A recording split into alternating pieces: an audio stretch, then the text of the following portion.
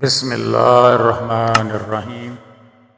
حضرت معاذ رضی اللہ تعالیٰ عنہ بیان کرتے ہیں، میں نے عرض کیا اللہ کے رسول مجھے کوئی ایسا عمل بتائیں جو مجھے جنت میں داخل کر دے اور جہنم سے دور کر دے۔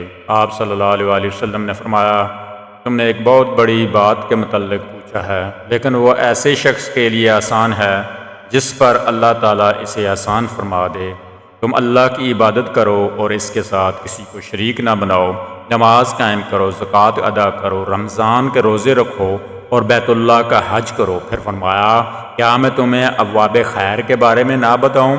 روزہ ڈال ہے، صدقہ گناہوں کو ایسے مٹا دیتا ہے جیسے پانی آگ کو بجھا دیتا ہے، اور رات کے اوقات میں آدمی کا نماز پڑھنا گناہوں کو مٹا دیتا ہے۔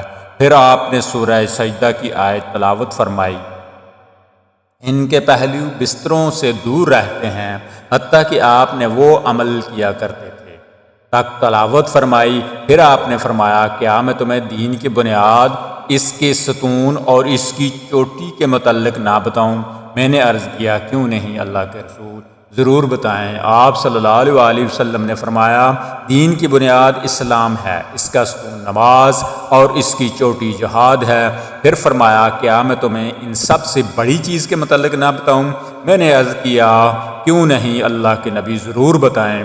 آپ نے اپنی زبان کو پکڑ کر فرمایا، اسے روک لو۔ میں نے عرض کیا، اللہ کے نبی، ہم اس سے جو کلام کرتے ہیں کیا اس پر ہمارا مواخذہ ہوگا؟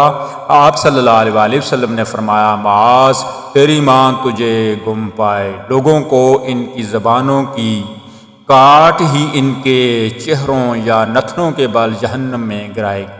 راوی احمد و ترمذی و ابن ماجہ و احمد، مشکوٰۃ شریف، حدیث نمبر 29۔